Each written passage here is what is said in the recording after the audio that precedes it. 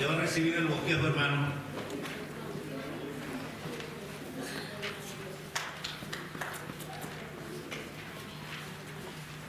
En mi ausencia se va a seguir estudiando la carta del apóstol Pedro.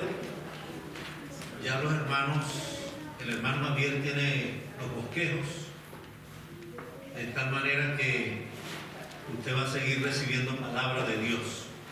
Me alegra verte, José, chicos bellos. Qué bueno. Bien, mis hermanos, estamos estudiando el tema siguiendo las pisadas del Maestro. Siguiendo las pisadas del Maestro. Y hoy vamos a estar en 1 de Pedro 3, 8 y 9. El domingo pasado hablábamos en los primeros versículos del 1 de Pedro 3, 1 al 7, del matrimonio que sigue las pisadas del Maestro. Hablábamos de la esposa que sigue las pisadas del Maestro y hablábamos del esposo que sigue las pisadas del Maestro.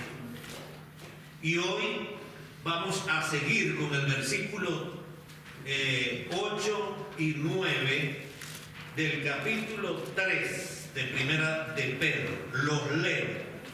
Finalmente, sed todos de un mismo sentir, compasivos, amando fraternalmente, misericordiosos, amigables, no devolviendo mal por mal, ni maldición por maldición, sino por el contrario, bendiciendo, sabiendo que fuisteis llamados para que heredaseis bendición.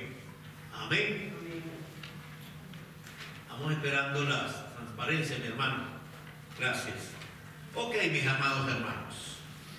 Es interesante que después de haber hablado de las características de la esposa y del esposo que siguen las pisadas del Maestro, el apóstol Pedro hace una conclusión bajo la dirección del Espíritu Santo y dice finalmente, en conclusión, número 1, sed todos de un mismo sentir.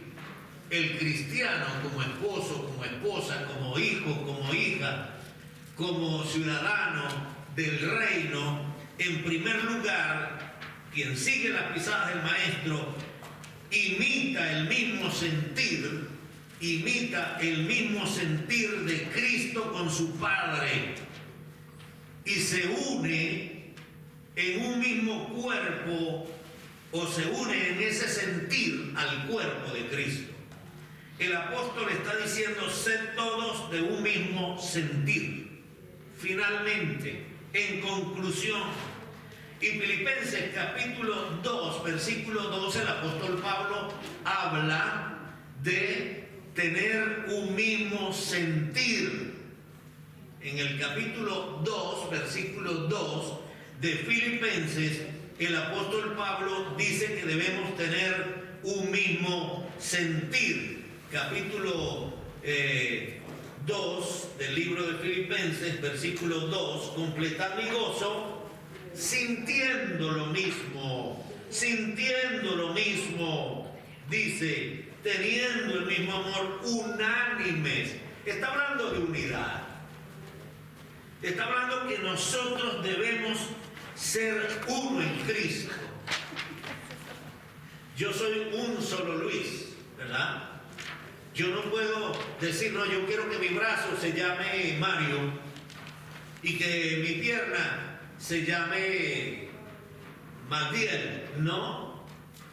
Todos los miembros de mi cuerpo trabajan en función de mi cuerpo. Ninguno le roba la función al otro. Ninguno. Y lo que está queriendo decir el apóstol cuando hace este tipo de comparación de la iglesia con el cuerpo de Cristo es eso, hermano. Usted no pertenece a otra iglesia, sino a la iglesia bautista de la ciudad, la iglesia de Cristo, iglesia bautista de la ciudad. Y hay que tener identidad.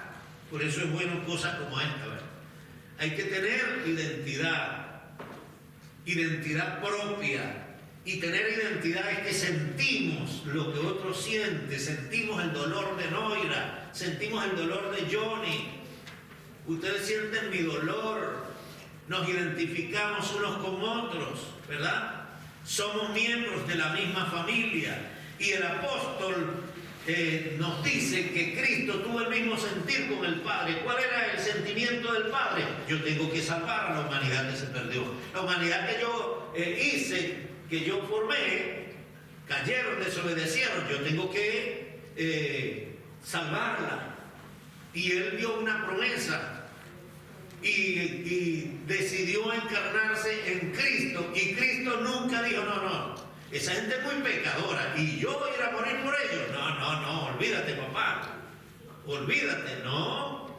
Él tenía el mismo sentir del Padre de salvar a la humanidad y por eso puso su vida. Ese es el sentir que la Biblia nos está diciendo que debemos tener. Y es importante, hermanos, que en 1 Corintios, capítulo 1, versículo 10, el apóstol dice: os ruego, hermanos, en el nombre del Señor Jesucristo, en 1 Corintios, capítulo 1, versículo 10, dice el apóstol el apóstol Pablo, versículo 1, ruego pues, hermanos, por el nombre de nuestro Señor Jesucristo, que habléis una misma cosa, que no haya entre vosotros divisiones, sino que estéis perfectamente unidos en una misma mente y en un mismo parecer. ¿Qué está diciendo el Señor, mis amados hermanos? Porque no me funciona de aquí, ¿verdad? Ajá, ya. Ok. Fíjense que el apóstol está diciendo unidad de palabra, habléis todos una misma cosa. ¿Cuál es tu lenguaje? ¿Cuál es mi lenguaje? ¿Verdad? Cuando nos reunimos, ¿de qué hablamos? Debemos tener un mismo sentir, hablar la misma palabra, y es la palabra de Dios. Por eso Dios nos puso en un rebaño, hermano, de manera particular. Cuando usted se mete en otro rebaño, a veces sale confundido, porque hay gente que opina de otra manera, ¿verdad? Hay gente que opina que la teología de la prosperidad es lo mejor, pero eso ha dañado a la iglesia. Sin embargo, como la gente quiere prosperar, entonces van y escuchan de la teología de la prosperidad y regresan a sus iglesias a querer poner esa creencia que no es que yo tengo que ser prosperado porque yo soy hijo del rey, yo soy una princesa del Señor, yo soy un príncipe del Señor, yo no puedo vivir en un rancho, yo no puedo tener un carrito viejo y feo, no, porque yo soy hijo del rey, tengo que andar en el mejor carro de la ciudad, tengo que vivir en la mejor casa de la ciudad. Pues gloria a Dios si usted puede. Pero Dios no vino a salvarnos. Si Dios hubiera venido hubiera enviado a Cristo a darme una casa, pues Cristo no hubiera tenido que dar su vida por mí, no tuviera que morir en la cruz. Un carro no lo hubiera dado sin necesidad de morir en una cruz. Pero la necesidad nuestra era la salvación, el problema nuestro era el pecado. Y Dios envió a Cristo, y Cristo tenía el mismo sentir de venir a morir por nuestros pecados. No para hacernos prósperos. Sí, yo creo en la prosperidad, pero la prosperidad que viene como resultado de la obediencia al Señor y a su palabra, como dice Josué capítulo 1, versículos 8 y 9, no, de 7 y 8, no te apartes de este libro ni a tu derecha ni a tu izquierda, ponlo en práctica, sigue lo que este libro te indica, entonces harás prosperar tu camino y todo te saldrá bien. ¿De dónde viene esa prosperidad? De mi obediencia a Dios. A veces queremos que el Señor nos prospere y no queremos obedecer en nada. Una unidad sin bandos, hermano, de liderazgo en la iglesia. No haya entre vosotros divisiones. Y el versículo 12 del capítulo 1 dice: yo soy de Pablo, yo soy de Apolo, yo soy de Cefas, yo soy de Cristo. Que no se les ocurra decir ustedes ahora: no, yo soy de Galvis y yo soy de Javier Maldonado. No. Ni siquiera los que decían yo soy de Cristo estaban andando bien, porque habían caído en el mismo terreno de los demás. Habían hecho de Cristo, como un partido político. Bueno, yo defiendo lo que Pablo me dice, otro decía yo defiendo lo que Apolos dice, yo soy de Cefas y yo soy de Cristo, y estaban allí en una constante pelea. No haya entre vosotros divisiones. Capítulo 1, versículo 12 de 1 Corintios. De tal manera que no solamente es una unidad sin bandos de liderazgo, es una unidad en la misma mente y en un mismo parecer. ¿Qué quiere decir, hermano? Que todos debemos tener los mismos propósitos, los mismos objetivos. ¿A qué se refiere eso? Como iglesia del Señor. Por supuesto que usted como individuo en su trabajo tiene su propósito, tiene su meta, pero tiene un propósito general. ¿Cuál es el propósito general? Hacer el trabajo que le encomendaron allá en la fábrica para la honra y la gloria del Señor. ¿Para qué existe la iglesia? Para la honra y la gloria del Señor, para glorificar al Señor. Ah, pero yo en el trabajo no soy iglesia. No, hermano, usted en el trabajo, usted es un embajador que representa a Cristo y a la iglesia bautista de la ciudad en su fábrica, en la oficina, en el colegio, en la universidad, donde quiera que usted va, al supermercado, allá viene el embajador de Cristo. ¿Ok? Entonces, a eso se refiere. Y en 1 de Pedro, capítulo 4, versículo 11, dice que todo sea para la gloria de Dios. Lo que usted haga, todo sea para la gloria de Dios. Esta demanda, mi amado hermano, es para todos los creyentes. En Romanos capítulo 12, en el versículo 5, el apóstol Pablo nos dice que esta demanda, mis amados hermanos, es para todos, es para todos. Romanos capítulo 12, versículo 5 dice: así nosotros, siendo muchos, somos un cuerpo en Cristo y todos miembros los unos de los otros. Mis miembros, todos mis miembros, siendo muchos, es uno solo, un solo cuerpo. Todos mis miembros pertenecen a mi cuerpo, ¿verdad?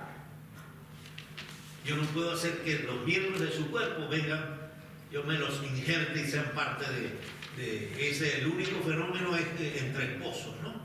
Que son una sola carne, pero ese es otro mensaje de predicar qué significa que eso de ser una sola carne.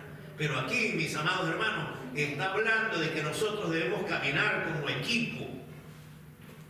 Yo recuerdo que la iglesia en Venezuela, donde nosotros nos formamos, pues las sociedades de damas iban por una parte, las sociedades jóvenes iban por otro lugar, los seguidores de Cristo apuntaban en otra dirección, los de Oanza apuntaban a otra dirección. Es decir, que cada ministerio disparaba a donde le convenía. Pero la iglesia es una sola, no podemos estar divididos. Es decir, la visión de la iglesia en general tiene que ser la visión de los jóvenes, tiene que ser la visión de los niños, tiene que ser la visión de los pastores, tiene que ser la visión de todos, porque somos una iglesia y la visión nos la da el Señor.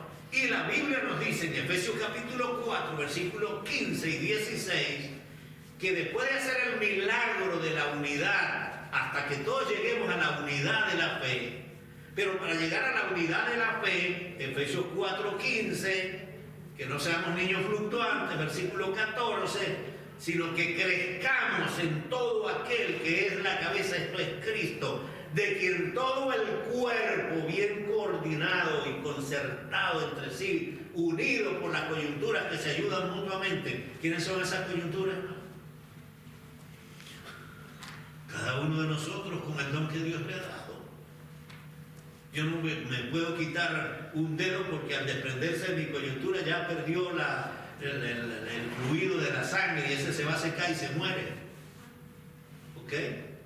Y me quedo mocho. Entonces, ¿qué es lo que está diciendo el Señor? Que la iglesia crece y se edifica por la actividad propia de cada miembro. Es decir, la iglesia no va a crecer por lo que el pastor haga ni por lo que un directivo haga, sino que es un trabajo de equipo. Estoy corriendo, pero usted se lleva el bosquejo y usted puede analizar. Biblia en mano, allí están todos los versículos, ¿no?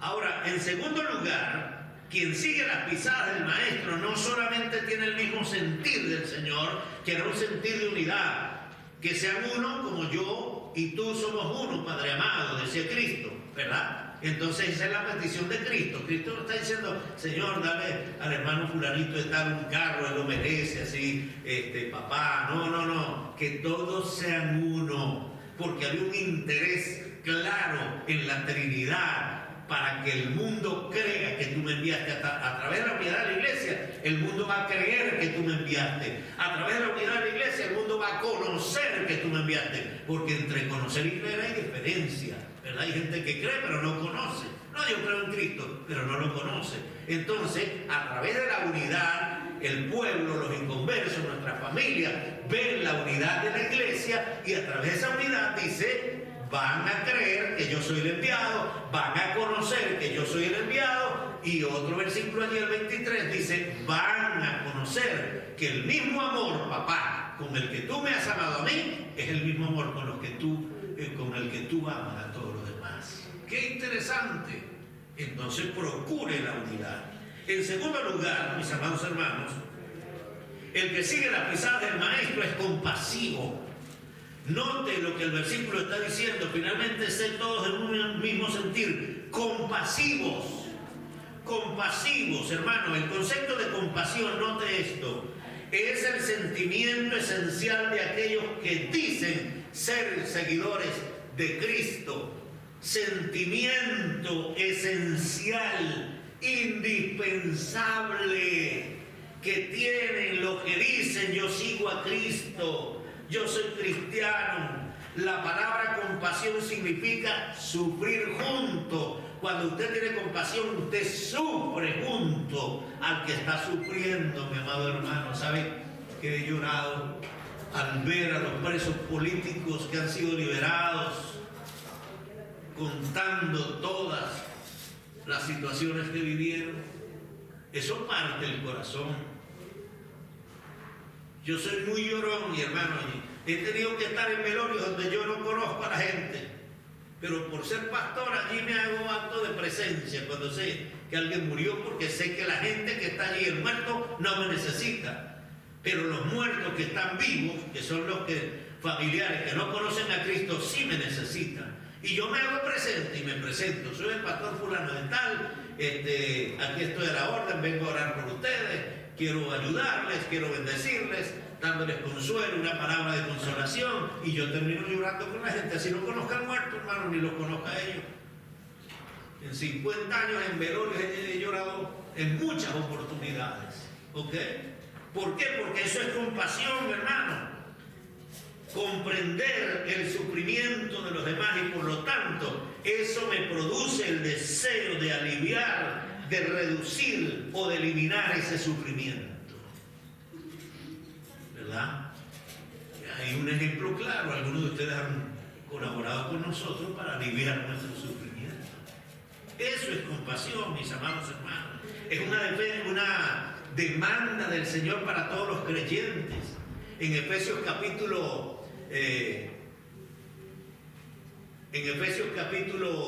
4, versículo 32, el Señor dice, sed todos como el Señor, perdonándonos unos a otros, teniendo compasión los unos por los otros.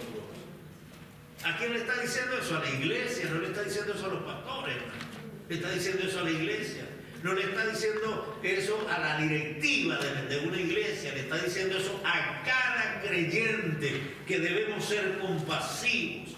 En Lucas 6:36, el Señor nos dice que debemos ser misericordiosos, compasivos, como nuestro Padre Celestial es compasivo. Eso quiere decir que debo seguir el ejemplo de Dios. Uy, no, eso es mucho para mí. Yo no puedo alcanzar el ejemplo de Dios. ¿Cómo que no? Si soy hijo de Dios, ¿cuál debe ser mi anhelo? Parecerme a papá. Hermano, ustedes saben que el niño anhela parecerse a su papá. Y la niña anhela parecerse a su mamá. Hay excepciones, pero en la mayoría de los casos es así. ¿Por qué nosotros no podemos anhelar parecernos a nuestro papá, a Dios?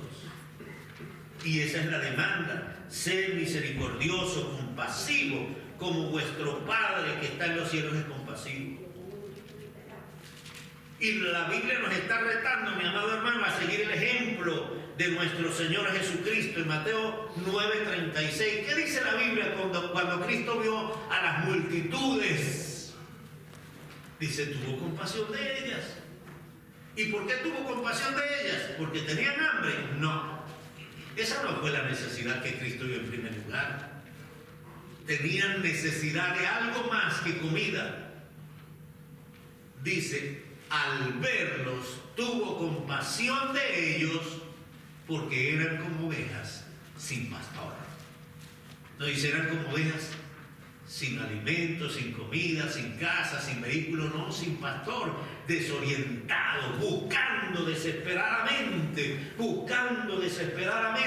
solución a sus problemas. Y la gente anda desesperada, buscando solución a sus problemas. Pero lamentablemente buscan soluciones equivocadas. Siempre he dicho, si estamos enfermos y nos dicen que el único especialista que puede curar mi enfermedad está en un país muy lejano, yo hago lo que puedo, ¿verdad? Muevo cielo, tierra y mar para comunicarme con ese médico. Bueno, el hombre tiene un gran problema que es el pecado, mis amados hermanos. La mujer, el hombre, la raza humana tiene un gran problema que es el pecado. Pero a quien menos busca para solucionar el problema del pecado es a Cristo. Buscan bebida, buscan desvivirse, buscan muchas cosas, adorar a cualquier otro Dios, buscan pagar por su salvación, buscan pagar para que lo saquen de un lugar que la Biblia ni siquiera menciona porque no existe, el purgatorio. Y sin embargo pagan porque quieren salir, se mueren, pero le dejan la platica a los seres queridos para que paguen ese traslado del purgatorio hacia el cielo. Eso es mentira. Pero ir a Cristo, no, eso les cuesta mucho. No porque Cristo me prohíbe que tome, no porque Cristo me prohíbe que sea mujeriego, no porque Cristo me prohíbe que esto, que aquello, etcétera. Y se ponen a pensar en tantas cosas que los sorprende la muerte pensando y se van al infierno. Porque no recibieron a Cristo como su Señor y Salvador. Entonces, ¿cuál es la promesa para los misericordiosos, para los que tienen compasión? En Mateo 5:7 dice, bienaventurados, porque ellos alcanzarán misericordia. Alcanzarán misericordia, mis amados hermanos. Ahora, mis amados hermanos, en tercer lugar, el cristiano que sigue la pisada del maestro es amigable. Dice allí el versículo 8, amando fraternalmente, misericordiosos, amigables, ¿verdad? Ese amigable es bondadoso, amable, tiene empatía. Dios lo demanda, amándoos fraternalmente, dice el mismo versículo. ¿A qué nos está demandando el Señor? Somos miembros de una familia, debemos amarnos, hermanos, los unos a nosotros. Debemos convivir como vivimos en el hogar. Claro, a veces en el hogar vivimos como perro y gato, ¿no? Peleando. Pero no es lo que Dios quiere para una familia. Tampoco Dios quiere para la familia de Él en la tierra, que somos nosotros, el cuerpo de Cristo, que vivamos peleando. ¿Eso quiere decir que no podemos tener diferencias? No, diferencias las hay. Pero cuando tenemos al Espíritu Santo, el Espíritu Santo hace que esas diferencias las podamos solucionar sin peleas, sin discusiones malsanas que destruyen. Dios demanda que nos amemos fraternalmente. Y sabe, hermano, que la palabra amor fraternal en el griego hay 4 palabras. Ágape, para el amor que da sin esperar recibir nada a cambio, que es el amor de Dios hacia nosotros. De tal manera amó Dios al mundo que dio a su Hijo unigénito, para que todo aquel que en él cree no se pierda, sino que tenga vida eterna. ¿Ok? El amor eros, que es el amor carnal, simplemente de deseo carnal, de pasión carnal, satisfacer los instintos carnales y nada más. Quedé satisfecho, me voy, ¿verdad? Es como el que le paga a una prostituta para satisfacer sus necesidades y ya, se acabó. ¿Ok? La otra palabra es amor fileo, que tiene que ver amor de amigos, amistad, amor de familia. Y la otra palabra es storge, que es para amor fraternal, y lo que significa la palabra, mis amados hermanos, ¿saben lo que significa esa palabra? Que somos nacidos de las mismas entrañas, de la misma matriz. ¿Y qué dice Juan 1:13? El 12 dice: más a todos los que le recibieron, a los que creen en su nombre, Dios le dio potestad de ser llamados hijos de Dios. Pero el 13 explica cómo fue: los cuales no son engendrados de voluntad de carne, ni de sangre, ni de varón, sino de Dios. Somos hijos de Dios porque el Espíritu de Dios, hermano, nos engendró en la familia de Dios. Y por eso debemos amarnos fraternalmente, ¿verdad? Nacidos de las mismas entrañas, tener un afecto puro, desinteresado, de apoyo mutuo, que resulta en cuidado, respeto, lealtad y responsabilidad por los demás. ¿No? Todo eso, mis amados hermanos, ese amor fraternal significa que yo debo cuidarlos a ustedes, que usted debe cuidarme a mí, que debemos cuidarnos los unos a los otros. Eso es lo que está diciendo la Biblia. Y es bueno que nos preguntemos, como familia de Dios, ¿estamos viviendo de esa manera? ¿O nos falta? Bueno, si nos falta, vamos a cultivar esa relación, ¿ok? Y esa demanda, fíjese, ¿por qué razón la pide?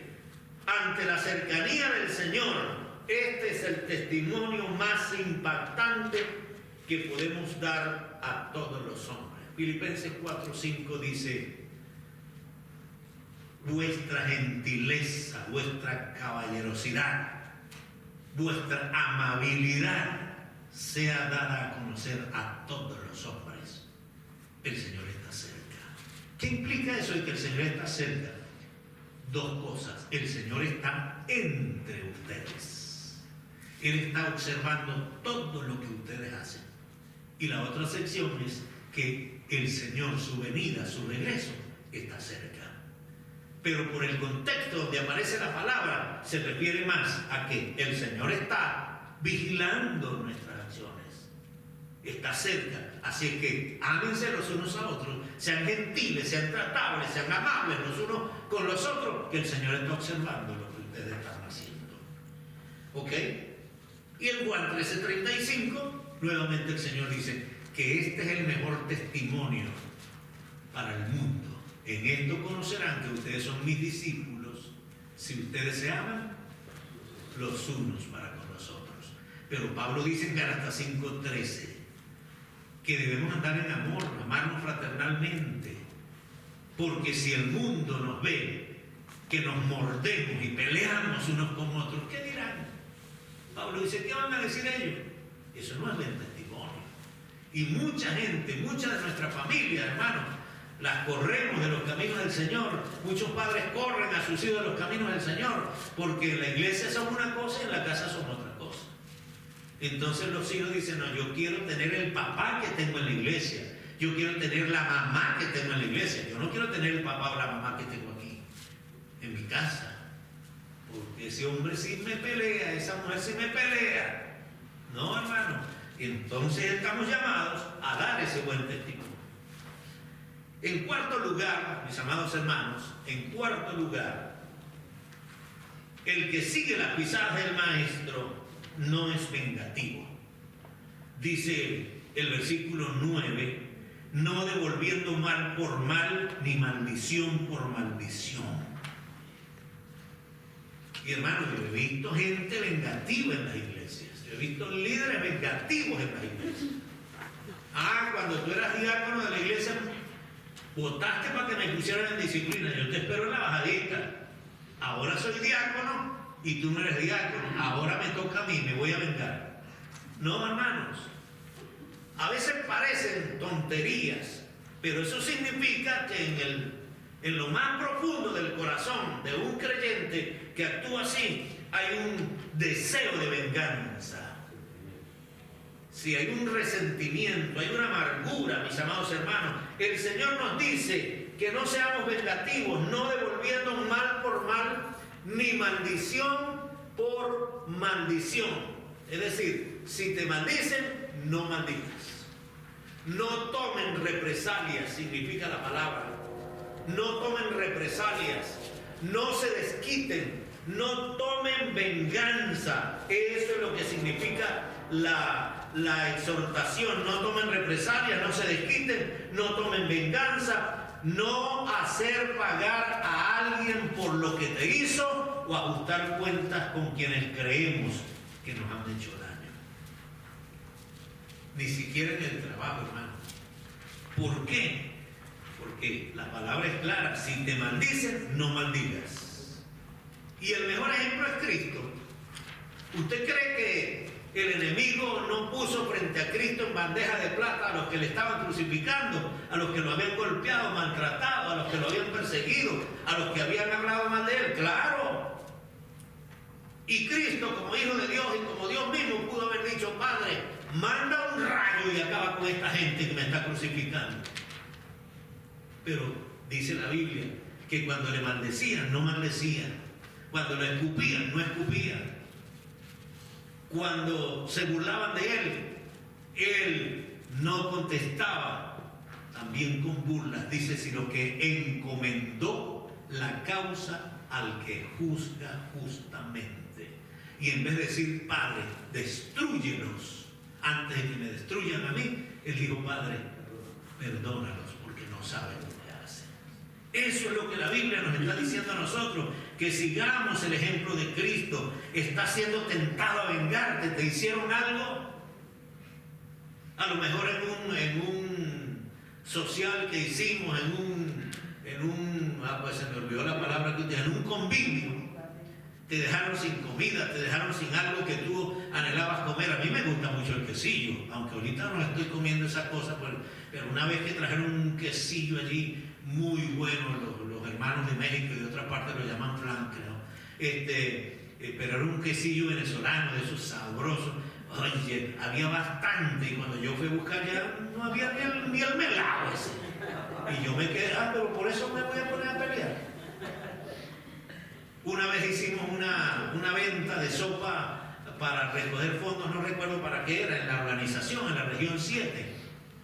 La 1, la 7 y la 6, allá en Venezuela, en el campamento. Y el hermano Víctor López, que ya está con el Señor, él hizo una paila de sopa como para 500 personas, hermano. Y la cola era larga, la fila era larga, hermano. Y había unos hermanitos de una iglesia que no era de Ovice, pero ahí estaban. Los hermanos de Ovice se quejaban. Pero una iglesia que no era de Ovice, hermano, cuando el hermano dice: hermano, lamento mucho, se acabó la sopa, los hermanos de Ovice protestaban. Los hermanos de esa iglesita decían: gloria a Dios, Señor, gloria a Dios, te alabo, Señor. Esa debe ser la actitud. Usted no sabe por qué el Señor no permitió que alcanzara para usted. A lo mejor le iba a hacer daño.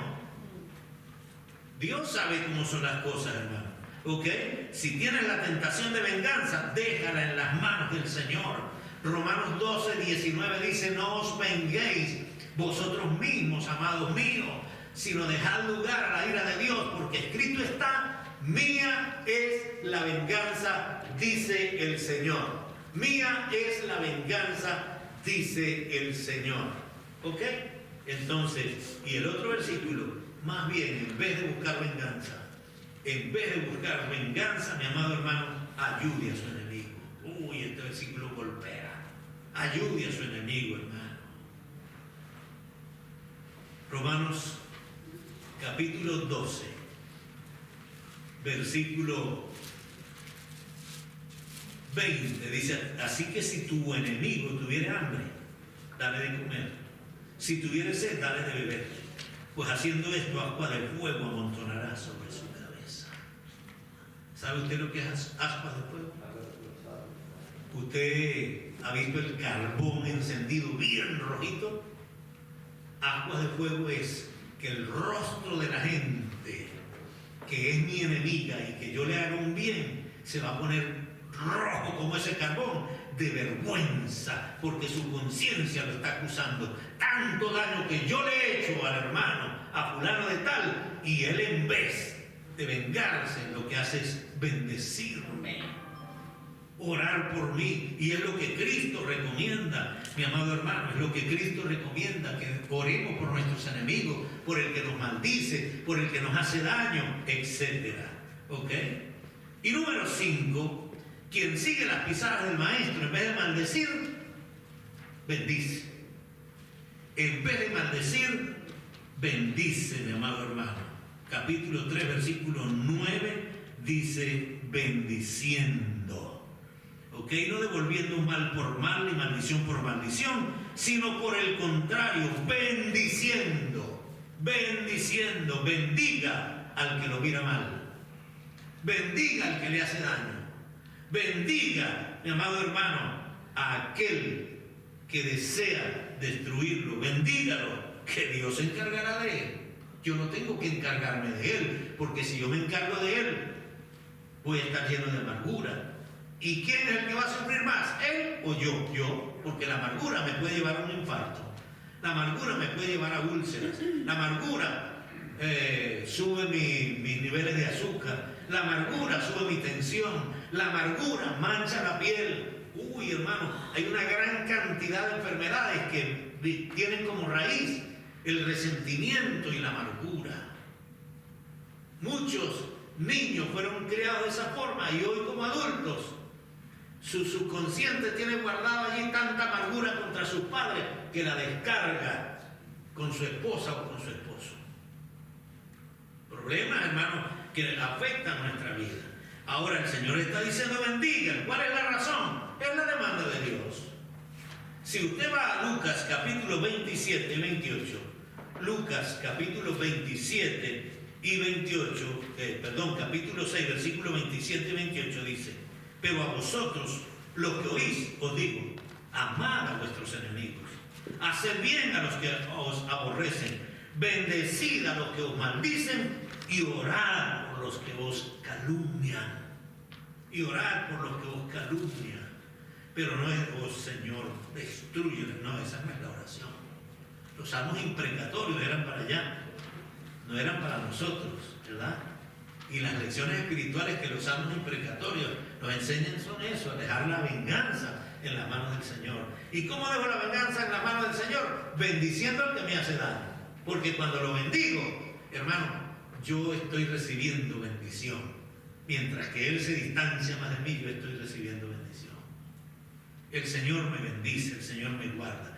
Y luego, mi amado hermano, en el versículo 35 y 36 dice: amados, amad pues a vuestros enemigos y haced bien, y prestad no esperando de ello nada, y será vuestro galardón grande, y seréis hijos del Altísimo, porque Él es benigno para con los ingratos y para con los malos, mi estimado hermano. Allí está clarito. ¿Qué es lo que debemos hacer, hermano? Bendecir, bendecir a los que nos hacen daño. No bendecir al que me bendice, porque si bendigo al que bendigo, ¿qué gracia tengo? Jesús dijo: si ustedes aman a los que los aman, eso no tiene ninguna gracia, porque los impíos también hacen eso. Los impíos aman a los que los aman, a los que los odian, entonces los odian. Eso lo hace el impío. Y yo no quiero que ustedes sean como los impíos. Yo quiero que sean como mi Padre Celestial, que bendice de esa manera. ¿Ok? Entonces, letra B, está consciente que Dios lo llamó para heredar bendición. ¿Usted está consciente que Dios lo llamó para heredar bendición? Ahora, ¿cuál bendición? No, la bendición de un carro nuevo, la bendición de una casa, la bendición de esto y de aquello. Eso está bien, hermano, pero eso viene por añadidura. Lo que nosotros tenemos es que buscar la bendición espiritual, lo de Dios, las bendiciones espirituales. Y si busco primero el reino de Dios y su justicia, Dios se encarga de darme lo que Él quiera darme, porque Él conoce mi necesidad y Él va a darme, porque conoce mi necesidad. Él es el Padre compasivo que provee para nuestras necesidades. Fuimos elegidos, llamados para heredar bendición. Y Dios nos dio una excelente herencia. ¿Cuál es la herencia? No me dio platica, no me dio esto, no me dio aquello, pero me dio, hermanos, una herencia extraordinaria. Dios me escogió para heredar bendición. Para heredar bendición. Eso implica que así como Abraham fue escogido para bendecir a otros, nosotros también debemos entender que Dios nos llamó para bendecir a otros. Dios le dijo a Abraham: en ti serán benditas todas las familias de la tierra. Imagínense, desde Abraham llegó la bendición a nosotros y sigue llegando a las generaciones posteriores hasta que Cristo venga. Mi vida, mi familia, mi hogar debe ser de bendición para todo el que me rodea, para amigos, pero también para enemigos. Amén. En conclusión, hermanos, si en verdad anhelamos seguir las pisadas de Cristo, no tenemos que inventar, vamos a imaginarnos qué hizo Cristo. No, eso está escrito clarito allí en la palabra, mi amado hermano. No tenemos que imaginar ni programar. No, lo que tenemos es que mirar que las huellas de Cristo quedaron bien marcaditas allí en tierra y nosotros tenemos que seguirlas. Por ejemplo, Cristo tuvo el mismo sentir que su Padre. Y Él dice: hayan ustedes el mismo sentir que hubo también en Cristo. El sentir de Cristo, de amor, de unidad y de armonía con el Padre, con el Hijo y con el Espíritu Santo, debe ser el sentir de nosotros, siguiendo el ejemplo de Cristo. Cristo fue bondadoso, ¿sí o no? Amén. Cristo fue amigable, ¿sí o no? Amén. Cristo no fue vengativo, ¿correcto? Amén. Cristo bendice, no maldice. Entonces sigamos nosotros las pisadas de Cristo y seamos como Él. Si nosotros seguimos las pisadas del Maestro, viviremos en paz. A veces nosotros queremos hacer muchas cosas para demostrar que tenemos paz. No, hermanos. La paz verdadera llega a nuestra vida cuando nosotros seguimos las huellas del Maestro. Se cuenta de un niño que su papá era un alcohólico y su papá llegaba del trabajo, se bañaba rapidito el día viernes cuando cobraba el dinero y se iba. Y el niño siempre se preguntaba: ¿hacia dónde irá papá?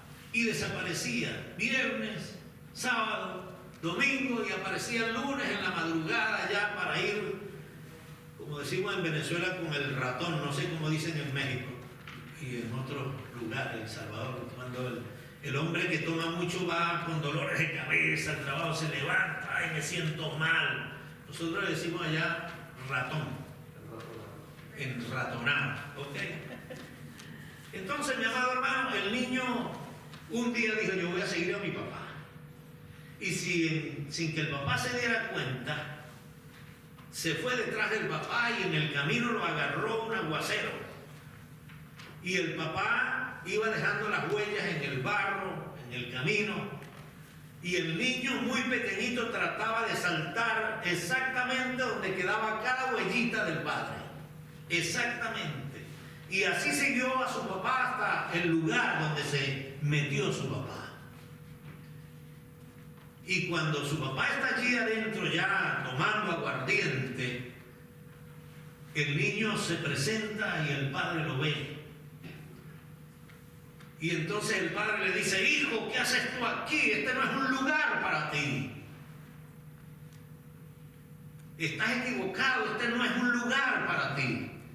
Y el niño le dijo: papá, he seguido tus huellas y las huellas que has dejado en el camino me indican que ese es el camino correcto que yo debo seguir. Y aquí estoy siguiendo tus huellas. Hermano, Dios quiere que sigamos las huellas de Cristo. Están claras en su palabra. Trate de vivir como Cristo vivió.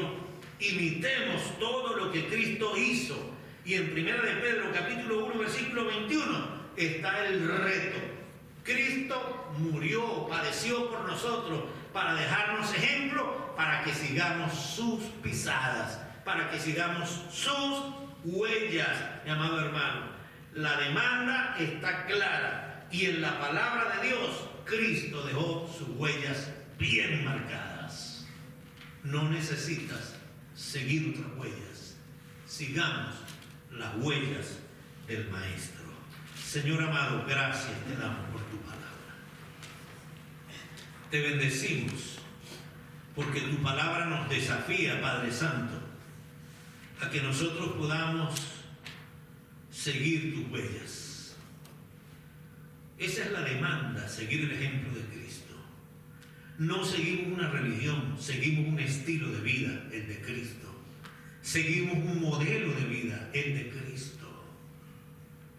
Ayúdanos, Señor, a que cada vez que abramos la Sagrada Escritura, nosotros nos propongamos a poner en práctica las verdades que están enseñadas allí en tu palabra y que podamos seguirlas y así tener una vida que impacte, oh Dios, a nuestros familiares que no te conocen, a nuestros compañeros de trabajo que no te conocen, a nuestros vecinos, a todos, Señor, aquellas personas con las cuales tropezamos diariamente que no tienen temor de ti. Ellos necesitan el impacto de un evangelio transformador, y la demostración transformadora del evangelio se evidencia en nuestra manera de andar. Muchos padres han perdido a sus hijos porque sus hijos ven que no son dignos de seguir las huellas de sus padres, porque su comportamiento como cristianos no es el mejor. Y esto hace que los hijos se tornen más rebeldes, Padre. Rogamos que tengas misericordia, Señor, cuando nosotros nos comportamos mal, cuando nosotros damos mal testimonio, Padre. Tengas misericordia. Y que tengas misericordia de todos aquellos hijos que han visto el mal testimonio de sus padres, de sus hermanos, de sus familiares, que dicen ser creyentes y se han puesto más rebeldes, Señor. Dios mío, toca, quebranta el corazón de nuestros hijos, quebranta el corazón de nuestra familia y perdónanos a nosotros y ayúdanos, Señor, a ser ejemplo para seguir adelante en tus pisadas, de manera que otros sean desafiados a seguir nuestras pisadas, porque están seguros